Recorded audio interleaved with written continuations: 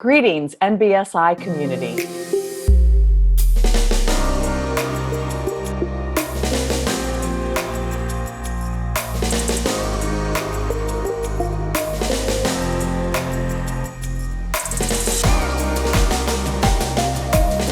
My name is Tracy Radosevic, and I am coming to you from Baltimore, Maryland, in the United States of America.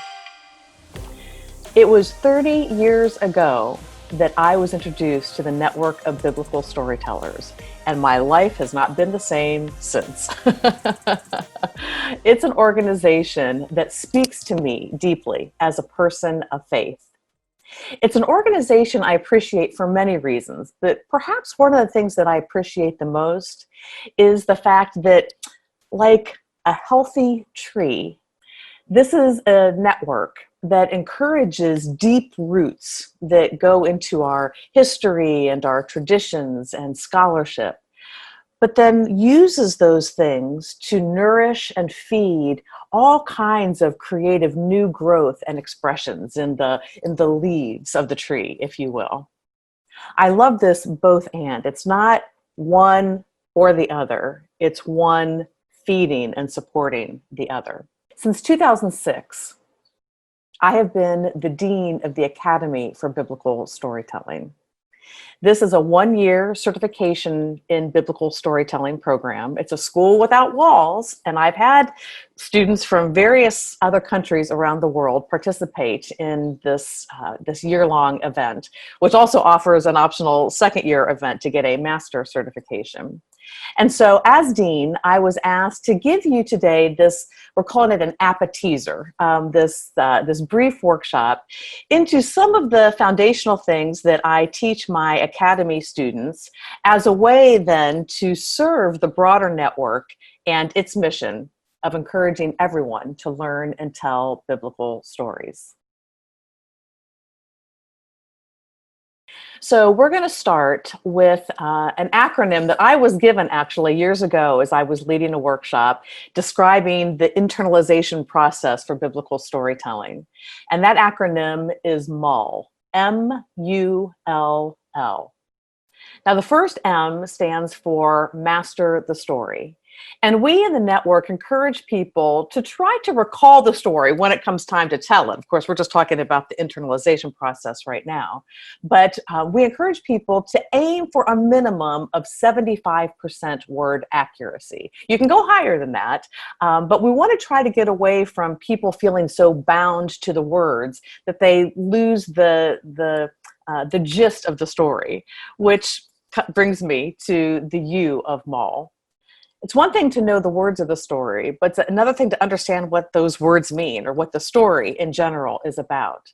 And so what we encourage is 75% word accuracy as a way to help you reach 95% content accuracy or gist of the story accuracy or integrity of the story accuracy.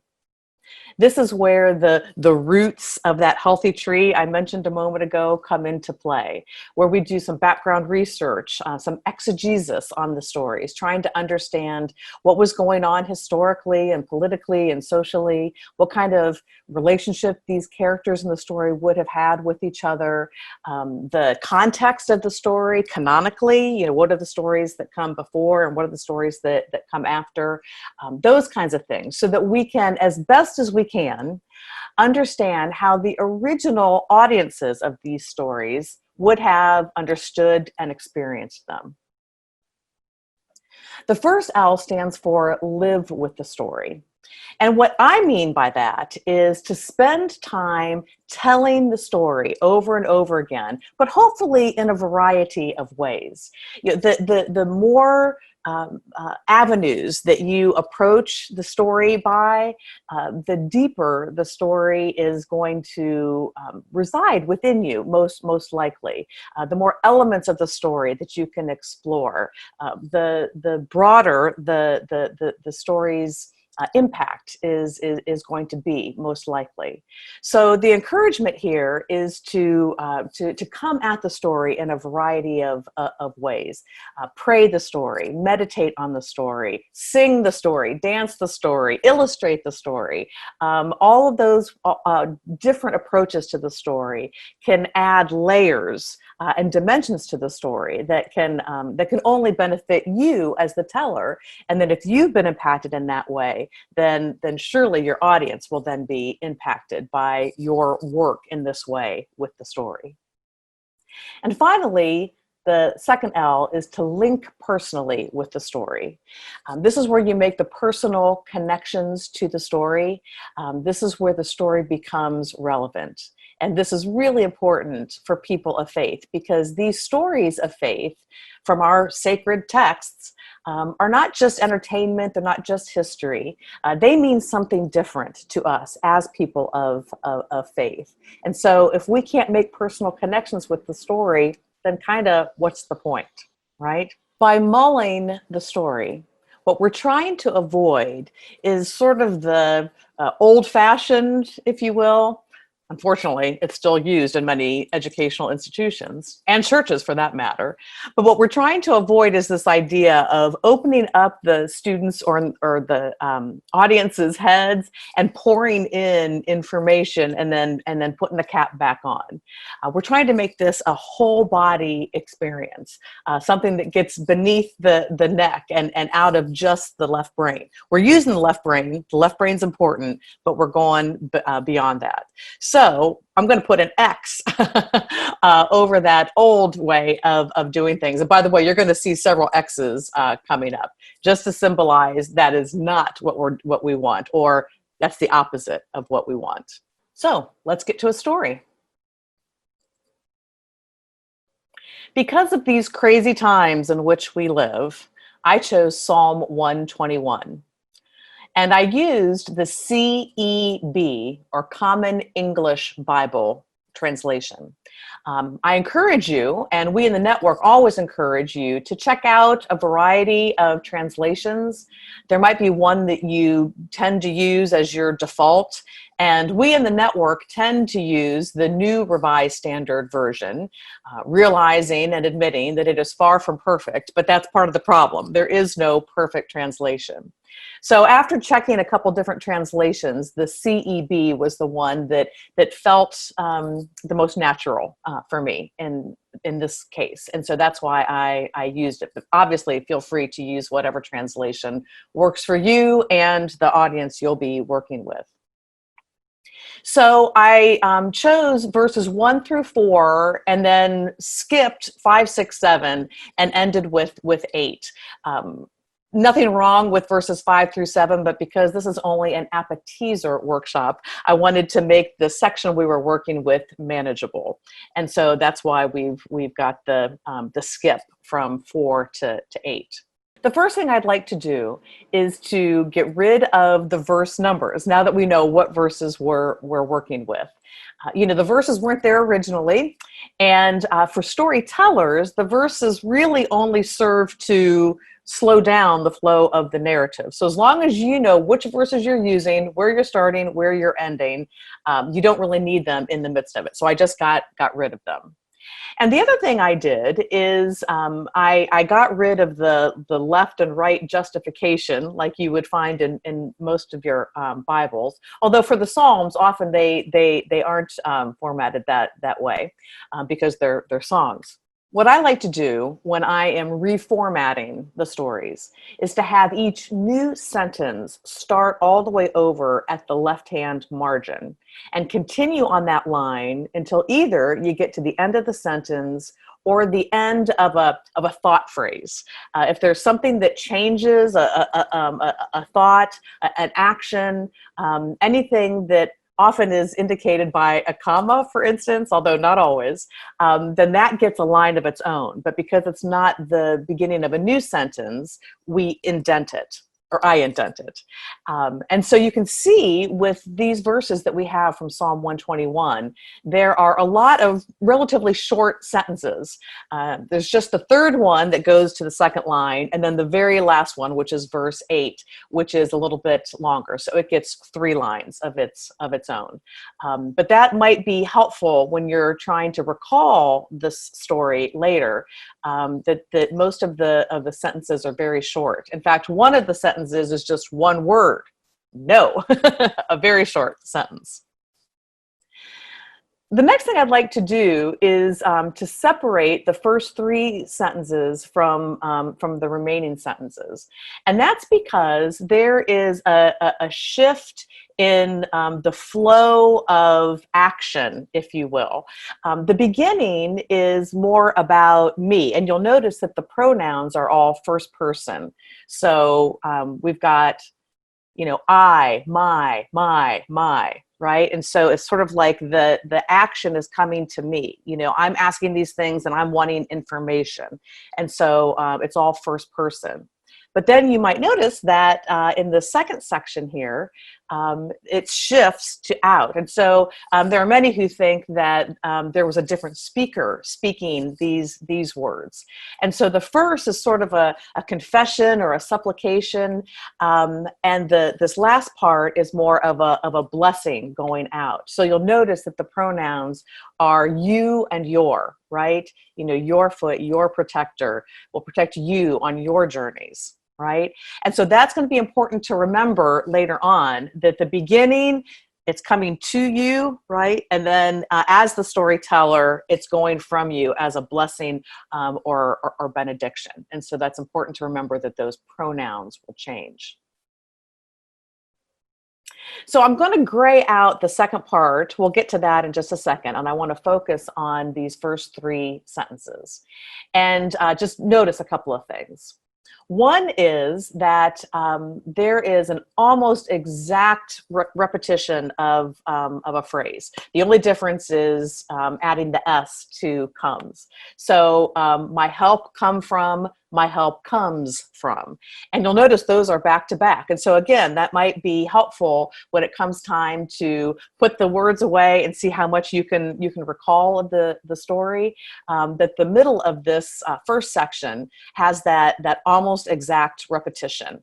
And it comes immediately after each other. So where will my help come from? My help comes from the Lord, right? And you might also notice that while this is not an exact repetition, the mountains and the heaven and earth, they both have to do with creation, and not just creation, but something that was created by God or made by God. And so, so you have this chiastic is the fancy term for it, but basically it's a pattern that is A, B, B, A, which has nothing to do with the Swedish rock group from the 1970s. But basically you have a statement, so create a creation statement with A, then it's the second line or sentence is not creation related, so it gets a different letter, B. But then we're back to the same thing. So help was in the second, help was in the third, and then we go back to creation with the fourth. So again, that might help you recall this later, this A, B, B, A pattern. And in this case, the A stands for things related to creation. And in this case, the B refers to help. And as you'll recall, not just help, but an almost exact repetition of the plea for help and where it will ultimately come from. So we got this asking, right? So creation, help, creation, right?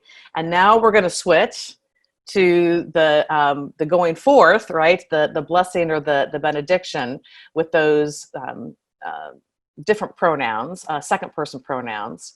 And I'm going to gray out the first part there. And let's take a look at this at the second part. So it's a lot about the protector. right? A lot of protection going on, which makes sense. That's a natural flow from the first couple of sentences, because we're asking for help, right? And who is our help? God is the help. And so God, in this case, is mentioned as God or Lord, but is also mentioned twice as a protector, and then the third time as the Lord who protects. Right. So again, if you can remember that that theme, basically, of the second part there, of the protector, and that might help you with the recall. And remembering that there are three different times, two times where it's exact, protector, protector, and then the third time, just the protect.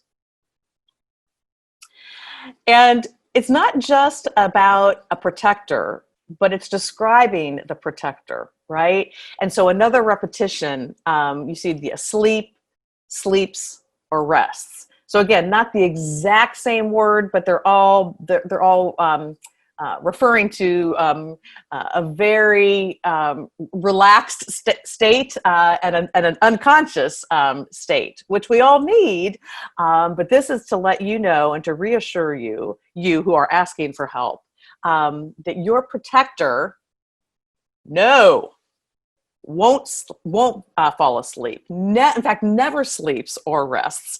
I even put the exclamation point in red to help us connect all of those, and not just the negation of sleep or rest or relaxation, but emphatically no with all of those. Right. So it's not just that the protector, that sleep is involved, it's that it's not involved, right? So this repetition of protector and this repetition of, won't sleep, never sleeps, never rests. And we have an earlier won't in the first sentence there of the second section, or episode, as we like to call them. And in this case, that won't, God won't let your foot slip, kind of provides a bracket, if you will, for the overall theme here. So God won't let your foot slip, and I have linked foot with journey.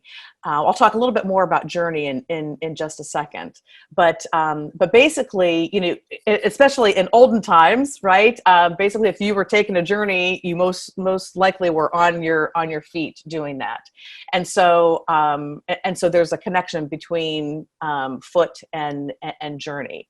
And so this idea that that God won't let your foot slip, as a way of protecting you on your journey, again, is a connection that also is somewhat of an ABBA pattern as well. So in the first sentence, right, we've got the foot, not letting the foot slip, which connects with that's how God will protect you on your journeys. And of course, it's a longer sentence, so whether going or coming, from now until forever from now. And then the BB in the middle about asleep, sleeps, rest, but of course it's won't sleep, never sleeps, never rests. So the negation of those things. So again, if that's helpful in the recall of the story, that ABBA pattern, I give that to you for that reason. So that's a little bit of beginning to master the story. We'll do more of that in just a second. But I want to take a minute to just talk a little bit about some of the background with the story so that we can understand the story. So as I mentioned, this is a psalm. Psalms were sung, and there's a section of the Psalms called the Songs of Ascent. And it's thought that these were sung as people of faith, the Hebrew people, made their journey to Jerusalem. If lucky, they were able to do that 3 times a year. But whenever they made the journey, literally Jerusalem is a higher altitude. It's up on a hill. So as you literally walked to Jerusalem, you were ascending. And then once you were in Jerusalem, the temple was on the mount. And so you literally had to ascend, climbing lots of stairs to get up to whatever court you were allowed in, depending on your gender and different things. And so, there was another ascent as well. And of course, with the idea being that the temple is where God resided, there was this idea of ascending then to God. But journeys or pilgrimages were dangerous. A lot of things could happen on the way. And so it was thought that this might have been one of the liturgies that perhaps a local person in the form of a priest of sorts may have blessed those about to embark on their journey, would have perhaps used. But of course, there are lots of other ways to think of journey, right? Metaphorically or literally. And so as we journey through life, just our life in general is a journey.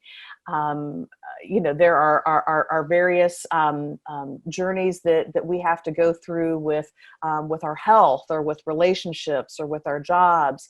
And especially today with all that's going on in the world health-wise, but that has led to economic issues and relationship issues. There are a lot of journeys going on, and journeys are fraught with dangers and challenges. And so this is an ascent to God, even from our homes. We don't even have to leave our homes to use this psalm as a way of trying to open ourselves up to the help and the support that God can offer, and also to remind ourselves that in the worst of times, just because we're believers in God doesn't mean that we're not ever going to have challenging times. We all know that, but it's our faith in God, and not just faith, but our understanding that God is greater than all of the challenges and the dangers out there that can help sustain us through those times of challenge. So this might be a psalm that will help you, as well as those you might have the opportunity to tell it to. So let's get to living with the story, where we tell it over and over and over again. And as a way of doing that, we'll continue to master the story, right, so that we can hopefully reach a minimum of 75% word accuracy. And through all of this, in fact, maybe you've already started to link personally with the story. We'll do some of that intentionally at the end. So one last reminder, the first part of the story, the pronouns are first person, right? I am asking for these things for my help. And then we switch back out to you and your as that benediction or that blessing. So we're going to use pictures to help us learn this story. And so I'm just going to explain each picture, and then we'll kind of put them together and see if they can help us tell the story. So this is the picture that I chose for, I raise my eyes. And you can say I lift my eyes. In fact, some of the translations use lift. That's fine. That's well within your 25% elbow room of only 75% word accuracy. So that's our picture for I raise my eyes. Hopefully that's self-explanatory. Toward the mountains, and there's more than one mountain, right? And so I have a multitude of mountains there. So, and again, you could say to the mountains, doesn't have to be toward. That's within your elbow room. So we're not saying what's in the brackets. That's just to create the mood or the intention of the words that are about to come forth from your mouth here. So you could say, but either way, where will my help come from? So it's like you've fallen overboard and they're throwing the life buoy out to you, right? So that's going to be our visual image for help, right? So where will my help come from? Well, remember, this is the repeat. My help comes from the Lord. So again, obviously, if you had been choosing pictures, you might have chosen something else. But for me, this I don't know. I just thought that it was like God speaking there. And there's an L above it because sometimes God is used and other times the word Lord is used. So if it's Lord, I put an L there. If it's God, I put a G.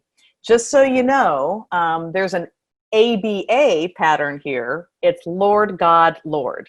So again, later when we're trying to recall this without the help of the words, if you can remember, you start big, Lord is 4 letters, God is only 3. So again, that chiastic shape. So Lord, God, Lord, if that's helpful.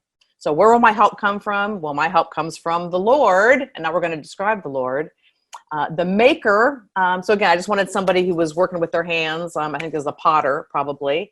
And so we've got the hands there making something, right? So the maker of heaven. I went with the cheesy pearly gates, but hopefully that won't confuse anybody, right? Whether you believe in that or not, that's a pretty obvious symbol for heaven. So the maker of heaven and earth. Again, that's pretty obvious as well. Okay.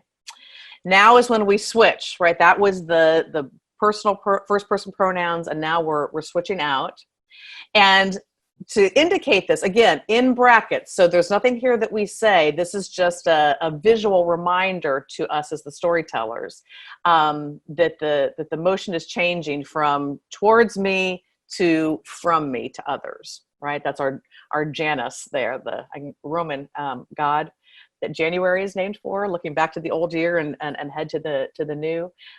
So that's, again, don't say anything there. That's just a visual reminder. Oh, right. We're changing the flow of the action here. So again, God, we've just described God, the maker of heaven and earth. Now we're going to say more. Remember, the second part is all about the protector and the protection, right? So God won't let your foot slip. So, there's the proverbial banana peel that is often used to indicate somebody slipping. So, but there's a couple things going on here. So number one, remember, won't let you slip. So we've got the X over it. Anytime you see the X, that means the opposite of what's being said, or a won't kind of sentence. And I also have circled the shoe or the foot there because it's not just that you won't slip, but it's that it won't let your foot slip, right? So those are important parts of that sentence there. I love this picture of the mother hen protecting the chickies there. So we're gonna see her, and the Bible uses that as a metaphor for God, actually. So I thought that was appropriate. So we've got the mother hen, and we're going to use her a couple times whenever the word protector is mentioned. So your protector, and remember, it's your protector, not my protector, your protector. Your protector, and again, X won't fall asleep on the job. Right? So we've obviously got somebody on the job in uniform sleeping. So that won't happen, which is why the X is there. No. So, the circle with the line through it is sort of the, I think, universal sign for, no, not allowed. Right. But I wanted to emphasize that with the exclamation point as well. So that just means no. That's our very short 1-word sentence. Star of David, and hopefully recognizable sign for the people of Israel. So this is, apostrophe S. We'll try to remember that. Israel's protector, again, never sleeps, right? So we've got the sweet little baby there sleeping, but that's not what our protector does, right? And I underlined it because it's not just that it says that our protector isn't sleeping now or doesn't like to sleep, but never. To me, that's that's an absolute, right?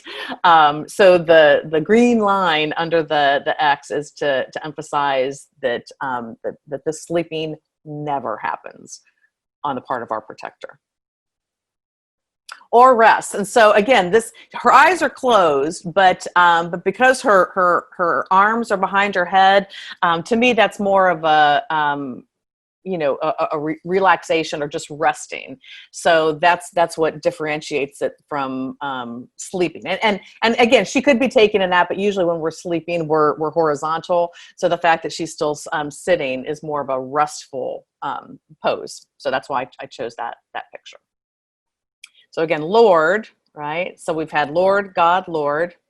The Lord will protect you. What better sign in these times for something protecting you and others than the mask?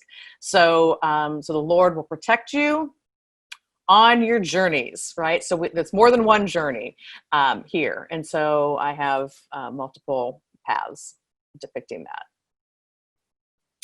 Whether going, right? So if we're exiting, we're going, right? So whether going and entrance, obviously you're coming in. So exit for going, entrance for coming. Whether going or coming, from now, okay, right now, and that's a repetition as well, an exact repetition I didn't mention earlier.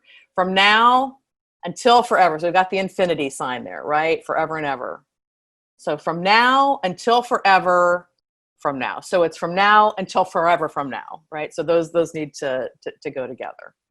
And that's it. That's Psalm 121, verses 1 to 4, and then verse 8. So let's put them together and go a little more quickly through this. Say along with me. But looking at the pictures, because in a minute I'm going to take the words away and you're only going to have the pictures to remind you of what the words are. Ready? I raise my eyes toward the mountains. Where will my help come from? My help comes from the Lord, the maker of heaven and earth. Switch. God won't let your foot slip. Your protector won't fall asleep on the job.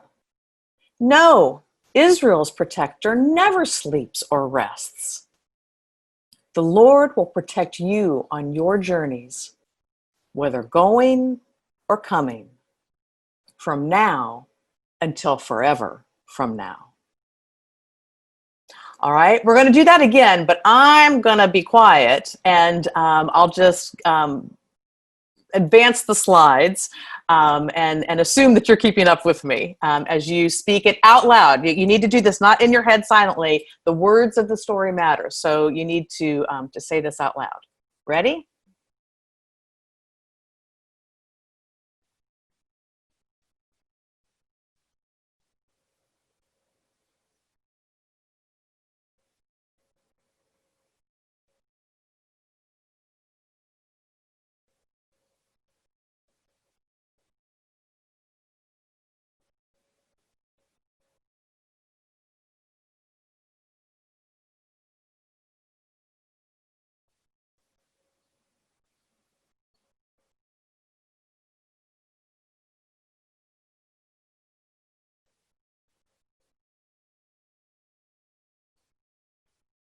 How'd you do?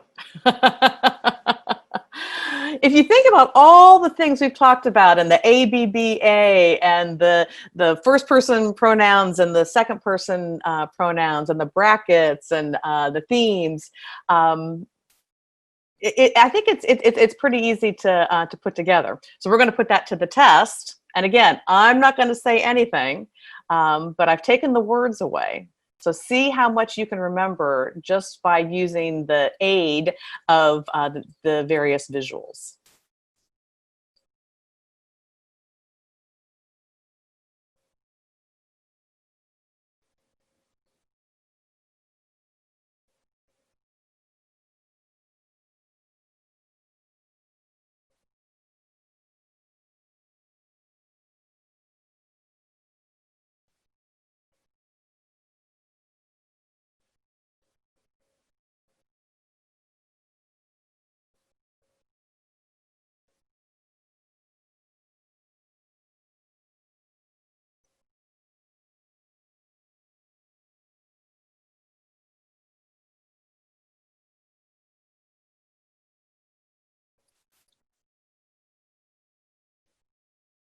How'd you do?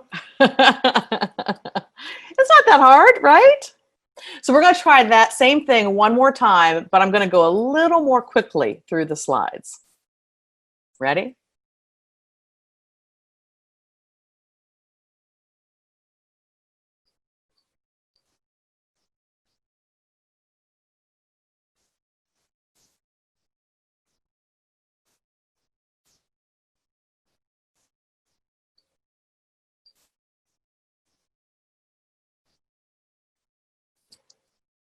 That was really fast. Maybe you aced it. If not, don't worry. Obviously, what we're doing in this Appe-teaser workshop is not really what I would recommend under normal circumstances. I would encourage much longer time for internalizing the story. What I'm trying to do here is just give you several things to think about, whether with this story or any future story you might be working on. So don't feel bad if you don't have the story yet. Hopefully you can take some of the tools with you that we've gone over, and it'll help you, because I do hope that that you do commit Psalm 121 to heart. So let's try it all together.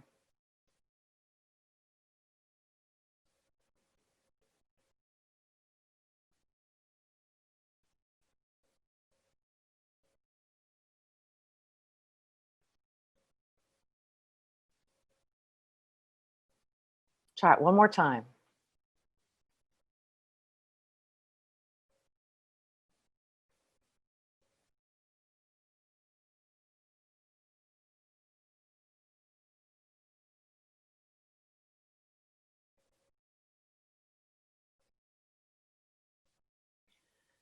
One last time, and this time I'm just going to give you a blank screen.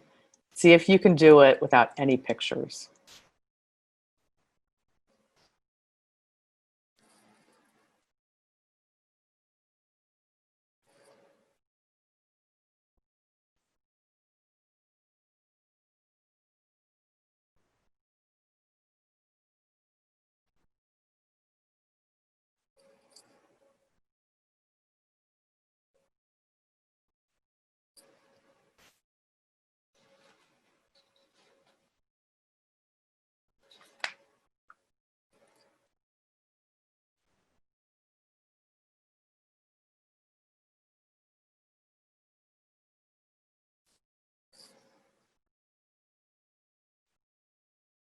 How did you do?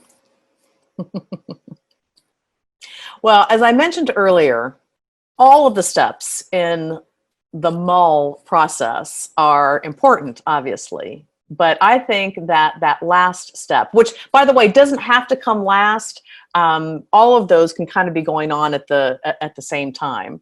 But I think that maybe linking personally with the story happens best after all the other stuff has happened, because you have more to work with. So we need to ask ourselves, so is this story speaking to me? Does it have anything to say to me today? And I've got a couple of questions here that I encourage you to ponder toward that end. Name a journey you're currently on. And again, this could be a literal physical journey, or it could be a physical journey that has to do with health, perhaps, or it can be more metaphoric. And you're probably on several, so just pick one for right now. In what ways is this particular journey making you feel vulnerable, maybe fearful, and in need of protection? Offer a blessing of reassurance to yourself, and maybe even to others, whether it's a silent prayer or writing a note to somebody, or if you can be in physical proximity to them, actually saying it to their face, or through a phone call. Lots of ways that we can communicate and offer blessings. But make this blessing one that reminds you and the others that God never fails to watch over us during our journeying. So I have a closing video I'd like to share with you.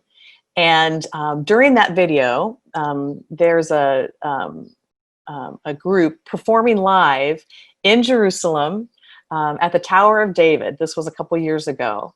And he's singing in Hebrew. So if you know Hebrew, you can perhaps follow along. But if you don't know Hebrew, just use the music as a meditative musical piece to consider some of these questions, maybe to journal a little bit, to pray. Maybe you want to go over the story again. Or just meditate in general about your life and God's role in your life. The video is just shy of 4 minutes, so that's you'll have almost 4 minutes to do whatever the Spirit leads you to do in that time.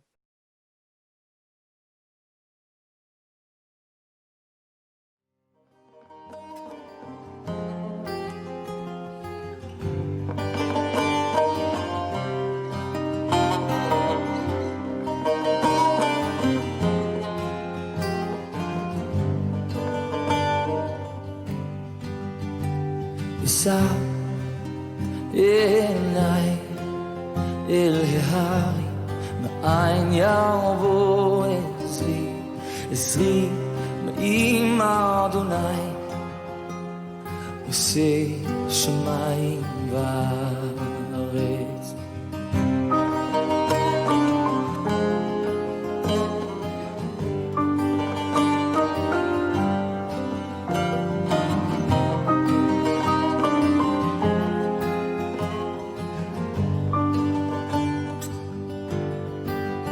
אל יתן למות רגלך, אל ינום שומרך, הנה לא ינום, לא יישן שומר ישראל.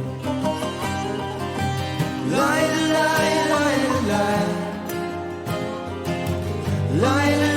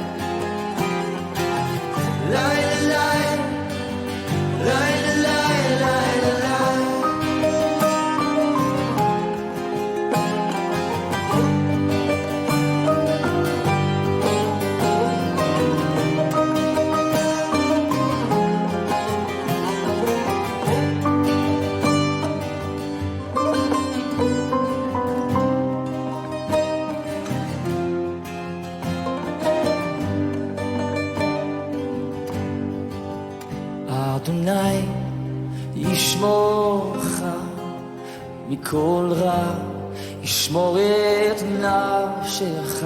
אדוני ישמור צאתך ובואך מעתה ועד עולם. לילה, לילה, לילה,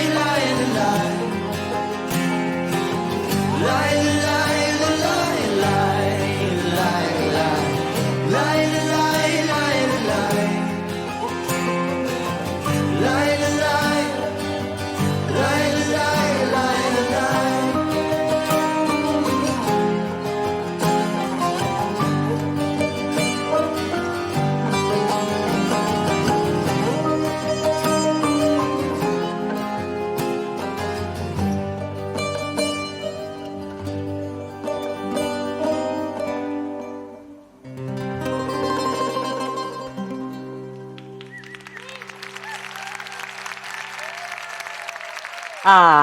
Psalm 121.